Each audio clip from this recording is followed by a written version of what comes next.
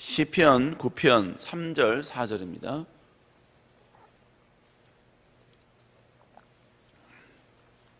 시편 9편 3절 4절 다 같이 하신 줄 알고 다 같이 한 목소리로 말씀 봉독하겠습니다. 시작. 내 원수들이 물러갈 때 주 앞에서 넘어져 망함이니이다. 주께서 나의 의와 송사를 변호하셨으며 보좌에 앉으사 의롭게 심판하셨나이다. 아멘. 잠시 광고 말씀드리겠습니다. 고성욱 안수집사님 모친 최영미 집사님 시모께서 주님의 부르심을 받았습니다. 장례식장은 전주 대한 장례식장 401호고요. 수요일날 내일 발인 오전 9시에 발인이 있다고 합니다. 위로와 기도 부탁드리겠습니다. 오늘 시편 9편 3절 4절의 말씀을 가지고 원수를 이기는 방법이라는 제목으로 함께 말씀 나누겠습니다. 오늘 본문은 마찬가지로 지난주에 말씀 나눴던 것처럼 바로 다윗의 시입니다. 1절 2절은 다윗이 주어가 되고 그리고 5가지의 동사를 통하여서 그는 하나님을 찬양하고 경배하고 있다는 사실을 말씀을 드렸습니다. 그리고 오늘 본문에 와서는 다윗은 하나님의 일하심에 대해서 지금 소개해주고 있으며 소개하면서 하나님을 찬양하고 있습니다. 자, 그러면 오늘 다윗이 본문을 통해서 우리에게 말씀하시는 그 진리는 무엇인가? 첫 번째로 하나님은 하나님의 편인 자의 편이라는 것이죠. 자, 시편 9편 3절 한번 읽어볼까요? 시작. 내 원수들이 물러갈 때 주 앞에서 넘어져 망함이라. 다윗은 오늘 맨 처음 3절을 시작할 때 제일 먼저 등장시키는 그러한 단어가 뭐냐면 원수였습니다. 원수. 여러분, 다윗은 하나님 보시기에 정직한 자였죠. 하나님의 기쁨이 되는 자였습니다.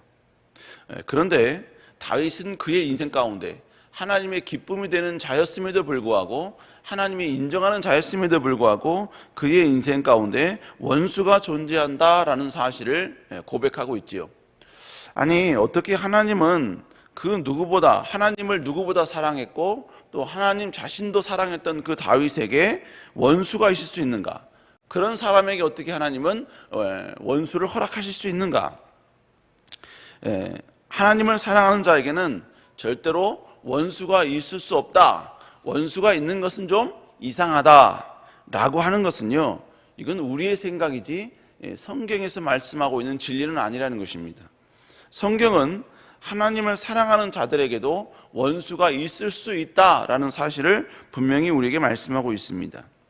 우리는 이 세상을 살면서 내 인생 가운데 절대로 원수는 없을 것이다 라는 우리만의 전제를 내려놓아야 합니다. 우리가 여러분 끝까지 원수는 있을 수 없다라고 생각한 상태면 원수를 만나게 될 때 우리는 하나님을 오해하게 되는 것입니다. 하나님은 사랑의 하나님이 아니시고 하나님은 내 편이 아니시고 내 인생 가운데 선한 길로 인도하시는 분이 아니다라고 우리는 그렇게 생각하는 것이죠.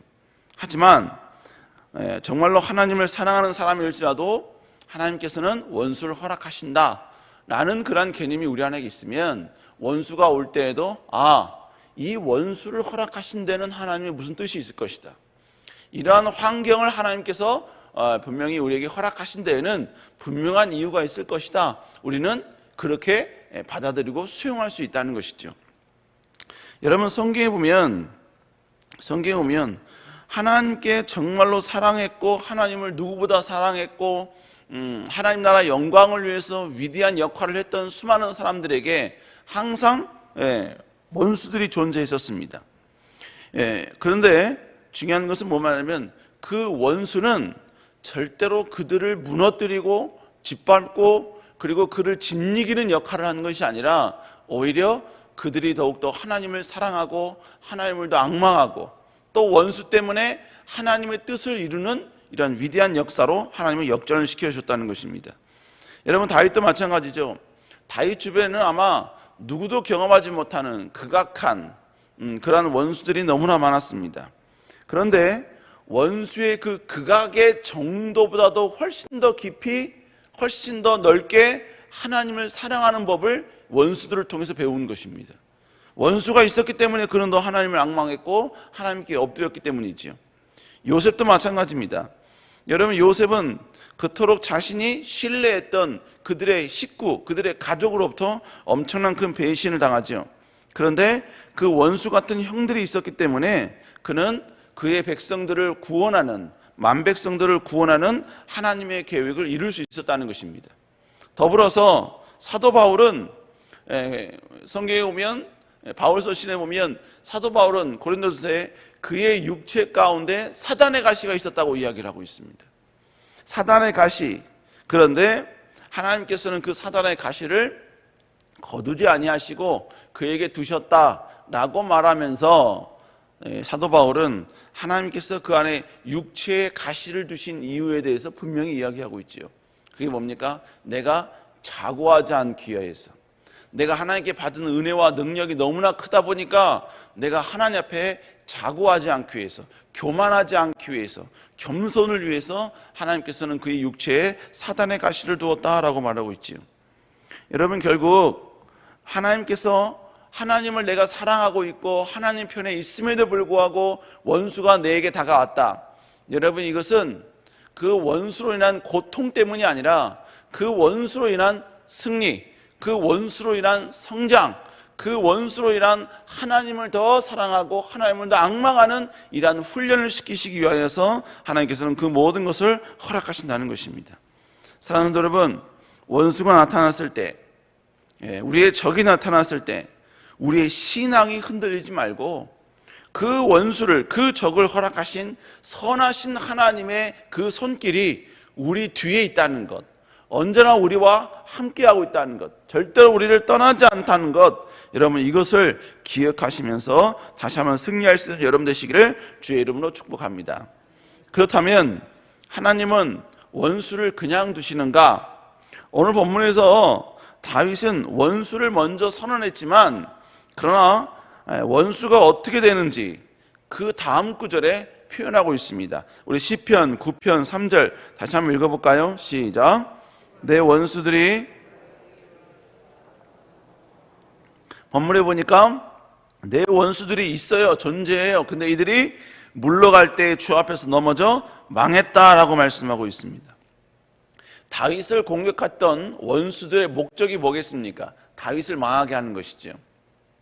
그런데 오늘 본문은 다윗이 망한 게 아니라 바로 원수들이 망했다라고 표현하고 있는 것입니다. 나를 해하려고 했지만 결국 그들이 해함을 받은 것이지요. 이것이 결국 우리가 알고 있는 단어, 바로 역전의 의미가 바로 이것인 것입니다. 모든 사람이, 모든 환경이 나에게 엄청난 큰 고통으로 다가오지만 이 고통이 나에게 오는 것이 아니라 나를 고통 주려고 했던 수많은 원수들, 적들에게 돌아가는 것, 그리고 결국 나는 위대한 승리를 경험하는 것, 여러분 이것이 바로 위대한 역전이라는 것입니다. 이 놀라운 역전이 누구로부터 왔느냐? 바로 하나님으로부터 왔다는 것입니다.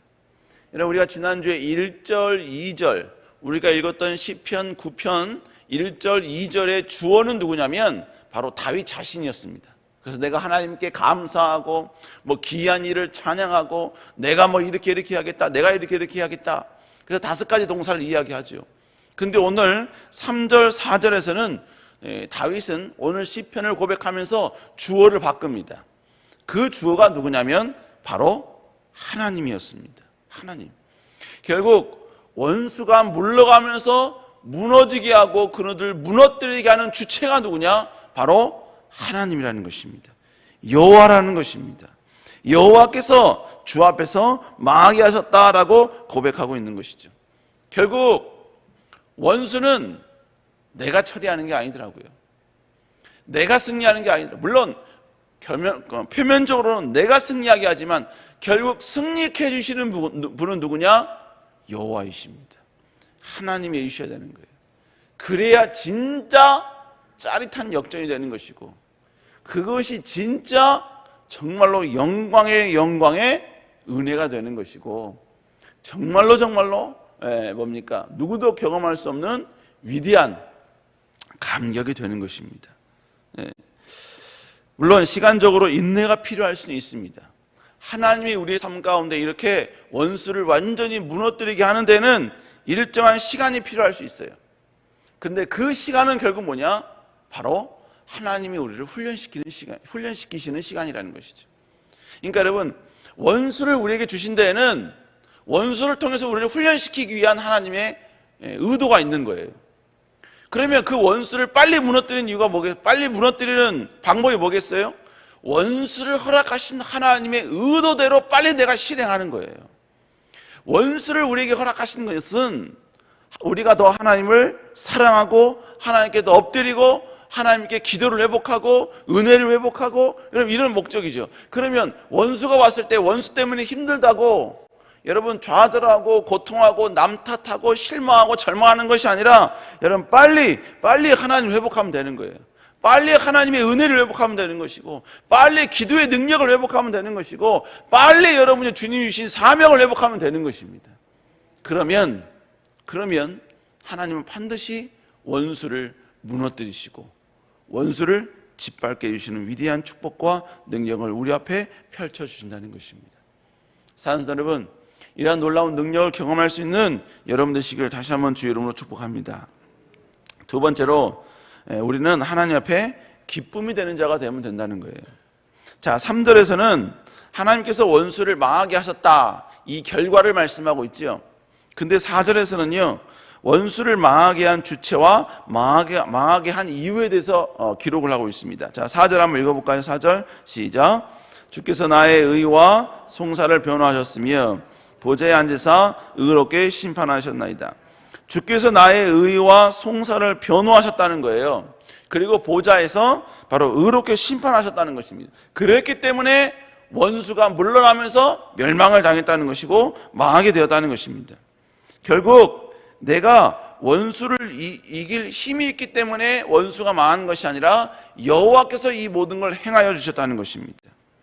결국 원수로부터의 회결은 나의 능력이 아니라 하나님께 모든 게 달려 있다는 것이죠. 자, 그러면서 오늘 본문에서 다윗은 하나님께서 이렇게 원수를 심판하신 이유가 무엇인지에 대해서 다시 한번 설명해 주고 있습니다. 오늘 본문에 보니까 주께서 나의 의와 송사를 변호하셨다라고 이야기합니다. 나의 의는 바로 나의 옳음을 말하고 있는 것이죠. 여기서 옳다는 것은 사람들 앞에 옳다는 표현이 아니에요.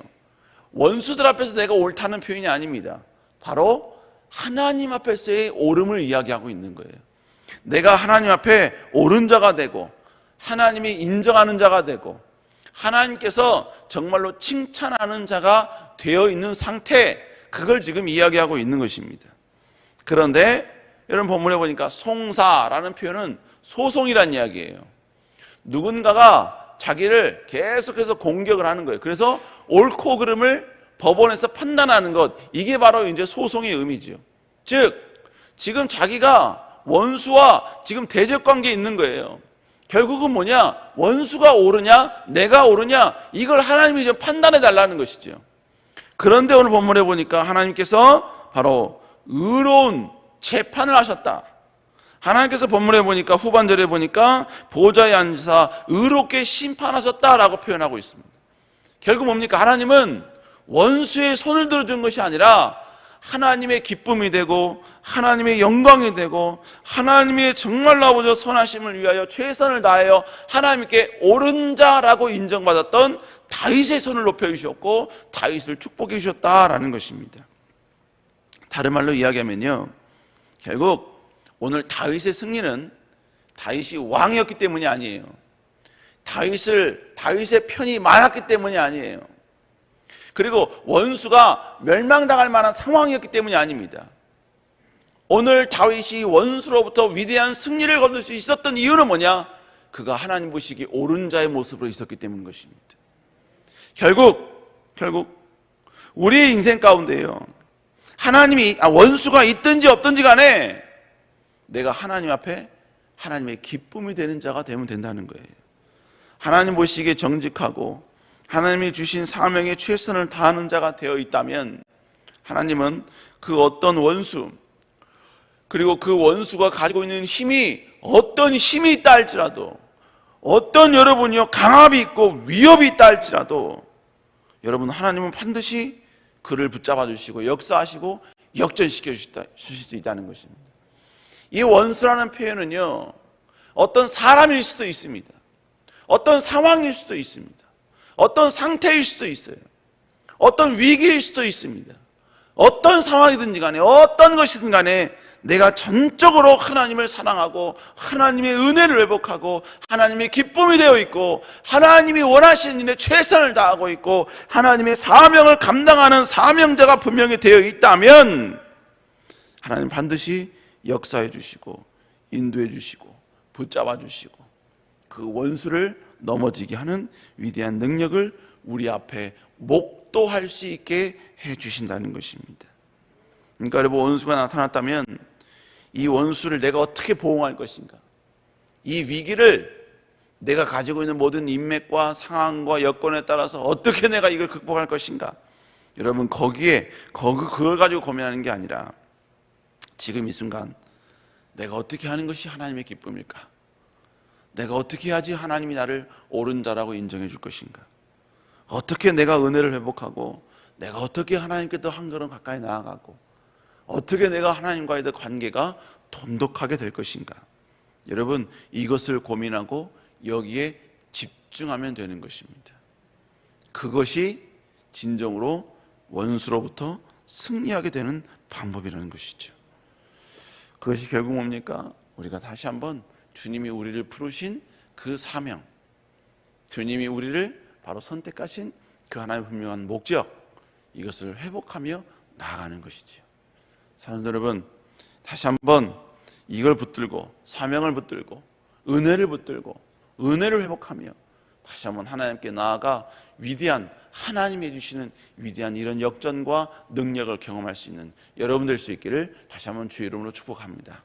기도하시겠습니다. 사랑하는 은혜가 충만하신 주님, 아버지가 정말로 우리의 삶 가운데 왜 그리도 많은 원수와 같은 환난의 고통과 아픔이 우리에게 많은지요. 그러나 주님, 그 모든 것은 아버지 우리에게 단지 고통으로 끝나기 위한 여건들, 조건들이 아니라 그것을 통하여 우리가 더 하나님을 사랑하고 하나님을 선택하고 하나님을 바라보기 위한 하나님의 놀라운 또 다른 표현의 사랑인 줄로 믿습니다. 하나님, 우리는 다시 한번 이것을 기억하며 나아갈 수 있도록 주여 아버지 역사하여 주시옵소서. 아버지, 특별히 아버지 귀한 담임 목사님 붙잡아 주시고 건강 강건함 주시고 회복 주시고 여호와께서 허락하신 놀라운 강함의 능력이 임할 수 있도록 주여 도와 주시옵소서. 아버지, 이 새벽에 나올 때 하나님께 귀한 예물을 주께 드립니다. 10의 1조 예물을 주께 드리고 감사 예물을 주께 드리며 1,000번째 예물을 주께 드립니다. 주님, 빽빽해적인 모든 기도 제목 주님이 읽어주시고 주님이 역사하여 주시고 하나님의 살아계심을 아름답게 보여주시고 증명하여 주시옵소서. 주께서 함께 하시고 축복하시고 도우시고 인도할 줄 믿사옵고 살아계신 예수님 이름으로 간절히 기도드렸사옵나이다. 아멘. 하늘에 계신 우리 아버지여, 이름이 거룩히 여김을 받으시오며 나라의 마옵시오며 뜻이 하늘에서 이루어진 것 같이 땅에서 이루어지리다. 오늘날 우리에게 일용할 양식을 주옵시고 우리가 우리에게 죄인 자를 사하여 준 것 같이 우리의 죄를 사하여 주옵시고 우리를 시험에 들지 말게 하옵시며 다만 악에서 구하옵소서. 대개 나라와 권세와 영광이 아버지께 영원히 싸움나이다. 아멘. 이 시간 나같이 하나님께 간절히 기도합니다. 주님, 귀한 담임 목사님 붙잡아 주시고 여호와의 능력과 권능의 손으로 함께하여 주시옵소서. 더불어 주님, 우리가 다시 한번 아버지여 하나님의 은혜를 회복하며 사명을 회복하며 주께 나아갑니다. 주여 역사하여 주시고 역전의 은혜를 베풀어 주시옵소서. 우리 시간 주여 외치고 간절히 기도합니다. 주여, 주여, 주여. 아버지 여호와여 기도합니다. 주님께 하나님 목사님 붙잡아 주시옵소서. 오직 하나님 나라 영광을 위하여 전진하신 가운데 있사오니 여호와여 지시하는 여호와의 권능과 세임이 임할 수 있도록 주여 아버지 역사하여 주시옵소서. 은혜 베풀어 주시옵소서. 주님, 다시 주께 나아갑니다. 주의 은혜를 회복합니다. 다시 한번 여호와가 아니면